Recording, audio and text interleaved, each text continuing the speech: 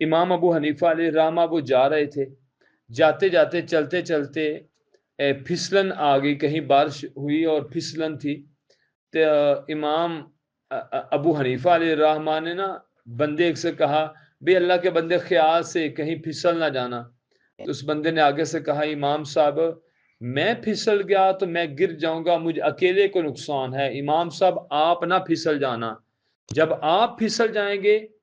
تو امت کے بہت زیادہ لوگ پھسل جائیں گے، آپ بھی نہ پھسلنا۔ تو بات یہ ہے کہ آپ کو اللہ تعالیٰ نے علم عطا فرمایا، من یرید اللہ بہ خیرا یفقہہ فی الدین، جس کے ساتھ اللہ تعالیٰ بھلائی کا ارادہ کر لے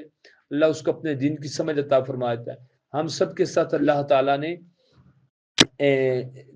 بھلائی کا ارادہ کیا، ہم سب کو اللہ تعالیٰ نے دین کی سمجھ عطا فرما دی، ورنہ اگر دیکھا جائے تو اللہ تعالیٰ کسی اور نبی کی امت کا گناہ گار بھی ہمیں بنا سکتا تھا۔ اللہ قوم لوط سے، قوم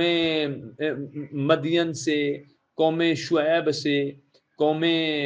نوح سے، قوم عاد سے، قوم سمود سے، قوم صالح سے، عاد اور سمود اور ہود اور سمود پیغمبر کی امتوں میں بنا کر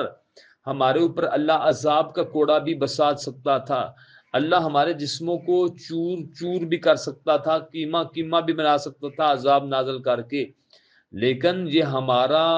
کوئی بڑا پن نہیں ہے، یا ہمارے اندر کوئی اتنی بڑی بات نہیں ہے کہ ہم قبول کہ آج یہ نہیں ہے کہ ہمارے اندر کوئی اتنی ہمت طاقت نہیں کہ ہم دین کا کام کر رہے ہیں، ہم مسلمان ہو گئے ہیں، ہماری وجہ سے لوگوں کو فائدہ ہو گیا، نہیں، یہ اللہ کا احسان ہے کہ اللہ نے ہمیں دین کے راستے پر چلایا، اور اہل جنت بھی جب جنت میں جائیں گے تو کہیں گے الحمدللہ الذی ہدانا لہذا،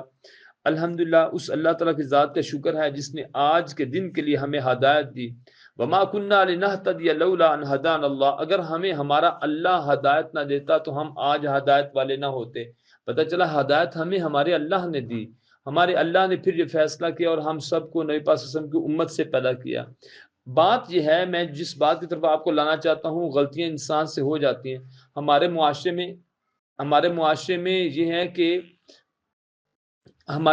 یہ ہے کہ جب عام بندہ 100 غلطی بھی کرے نا تو ہم کہتے ہیں جی فلانا بندہ جی بڑا گندا ہے غلطیاں کردا، جس وقت ایک عالم دین سے غلطی ہو جاتی ہے نا، دیکھیں نبی پاک صلی اللہ علیہ وسلم کی ساری امت جو ہے نا وہ سبھی کی سبھی ایک خطا کار ہے، نبی پاک صلی اللہ علیہ وسلم نے فرمایا کلو بنی آدم خطا، آدم کی تمام اولاد خطا کار ہے، وخیر الخط، یہاں حاکم بھی خطا کار، رعایا بھی خطا کار، استاد بھی خطا کار، شاگرد بھی خطا کار، بڑا بھی خطا کار، چھوٹا بھی خطا کار، جاہل بھی خطا کار، عالم بھی خطا کار، اور ہر دنیا کے انسان خطا کار، وخیر الخطائین التوابون، لیکن تمام خطا کاروں میں سے بہترین خطا کار وہ ہے جو توبہ کر لیں۔ تو دیکھیں ہم جب معاشرے میں غلطی کریں گے نا، ہمیں غلطی کرنی چاہیے نہیں، نہ ہی ہمیں گناہ کرنا چاہیے، اللہ تعالیٰ ہم سب کی ایمان کی حفاظت فرمائے، اللہ تعالیٰ ہر مسلمان کی ایمان کی حفاظت فرمائے، لیکن جب آپ یہ پڑھ کے جا رہے ہیں، آپ زندگی میں جب بھی کوئی غلطی کریں گے نا تو لوگ کہیں گے تینوں ماپیا نہیں جا کچھ دسیا ہے، تینوں تیرے استادہ نہیں جا کچھ پڑھایا ہے، آپ نے اس چیز کا خاص اہتمام کرنا ہے کہ کہیں ماں باپ کی یا کہیں استاد کی بے عزتی نہ کروائیں، حالانکہ آپ 4 گھنٹے 5 گھنٹے کی کلاس پڑھنے حدیث کی آتی نہیں ہے، تو یہ نہ ہو کہ لوگ کہیں کہ آپ کو یہ کچھ پڑھایا، حالانکہ 20 گھنٹے تو آپ ماں باپ کے پاس رہے، 4 گھنٹے یہاں پہ رہے، تو 4 گھنٹے کی تربیت زیادہ اثر کرتی ہے یا 20 گھنٹے کی زیادہ اثر کرتی ہے؟ تو لوگ یہ نہیں کہتے کہ گھروں سے یہ کچھ سیکھا، لوگ فوراً کہتے ہیں اور فلاں استاد شاگرد ہے جی، تو آپ نے خیال کرنا ہے پوری زندگی ماں باپ کے آپ قدموں کو دبا کے رات کو سوئیں، ماں باپ کی عزت کریں، ان سے آگے نہ بولیں، اطاعت اور فرما برداری کے باتوں کو جھکا کے رکھیں، نیت اپنی اچھی رکھیں، غربت آ جائے زندگی میں، افلاس آ جائے، خدا نہ خواستہ اللہ نہ کرے تنگ دستی آ جائے، غربت آ جائے، ہمیشہ ضمیر فروش نہیں بننا، اللہ تعالیٰ سے مدد مانگنی ہے، اور قرآن اور میں ہوں یا آپ ہیں، سب کو اللہ تعالیٰ کی مدد کی ضرورت ہے، اور ہم سب یہی چاہتے ہیں کہ ہم سب کو اللہ تعالیٰ کی مدد مل جائے، تو اللہ تعالیٰ کی مدد کیسے ملے گی؟ وَاسْتَعِينُوا بِالصَّبْرِ وَالصَّلَاةِ، صبر کرتے رہیں، نماز پڑھتے رہیں، ان اللہ مع الصابرین، اللہ صبر کرنے والوں کے ساتھ ہے۔ تو ایسے ہی آپ نے آگے دین کی یہ شمع سے شمع روشن کرنی ہے بیٹا۔ اگر میں اپنی جگہ پہ ایک گاؤں میں بیٹھا ہوا یہ ذہن بنا سکتا ہوں کہ میں نے انشاءاللہ 2 ارب دنیا کے لوگوں تک دین کا پیغام پہنچانا. میں نے 2 ارب کیوں چوز کیا ہوا ہے, کیوں اس کا چناؤ کیا ہوا ہے؟ میں نے 3 یا 4 ارب کیوں نہیں کیا؟ کیونکہ 2 ارب دنیا میں اس وقت 8.5 ارب آبادی میں سے 2 ارب دنیا کے وہ لوگ ہیں جو پنجابی اردو بولنا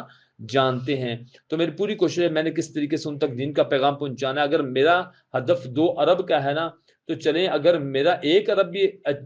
میں نے پا لیا نا تو میں نے بہت بڑی کامیابی پا لی. تو بیٹا جب آپ مقصد ہمیشہ بڑا رکھیں گے نا تو انشاءاللہ کامیابی بھی آپ کو بہت بڑی ملے گی. ایک بات آخری جہاں پہ یہ عرض کروں, جب کسی عالم کے اوپر زوال آتا ہے نا تو وہ زوال بھی بہت بڑا ہوتا ہے عام لوگوں کی نسبت. یہ دیکھیں جب آپ کی اللہ تعالیٰ ترقی دے, یہ دیکھیں یہ جو ترقی آپ کی بہت اوپر جا رہی ہے نا, جب زوال آتا ہے نا تو وہ یکدم زوال بھی پھر زمینوں سے نیچے چلا جاتا ہے. جب بندہ اوپر پیک پہ ہوتا ہے نا تو چیز گرتی ہے تو وہ پھر نیچے بھی بہت زیادہ جاتی ہے. تو ایسے آپ نے عزت ذلت, قرآن کریم میں آیا نا وَتُعِزُّ مَن تَشَاءُ وَتُذِلُّ مَن تَشَاءُ, جب عزت ذلت اللہ کے ہاتھ میں ہے, جب زمین و آسمان کا نظام اللہ کے ہاتھ میں ہے, جب رات تو دن میں اللہ داخل کرتا ہے, دن کو رات میں داخل کرتا ہے, زندہ میں سے مردہ کو نکالتا ہے, مردہ میں سے زندہ کو نکالتا ہے, سب اختیارات اللہ تعالیٰ کے پاس ہیں. تو پھر اللہ تعالیٰ کے حضور سر بسجود بھی رہیں, دعا و التجا بھی کرتے رہیں, اپنی گناہوں کی معافی بھی مانگتے رہیں, اور اللہ تعالیٰ سے مدد بھی طلب کرتے رہیں. نیک تمنائیں, خواہشات, دعائیں ہمیشہ آپ کے ساتھ ہیں. اور جو زندگی میں آپ کو جھٹکیاں دی اس طرح, وہ آپ کے مفاد کے لیے تھا, آپ کے فائدے کے لیے تھا. اگر اتنا سخت نہ ہوتا طبیعت میں, مزاج میں, تو شاید آپ اتنا علم حاصل نہ کر پاتے. تو ہر چیز انسان ہے وہ خطا کار ہے, ہو جاتا ہے. تو غلطیوں کو نظر انداز کیجیے گا, اور اللہ تعالیٰ آپ کو عزتوں سے نوازے. السلام علیکم ورحمۃ اللہ.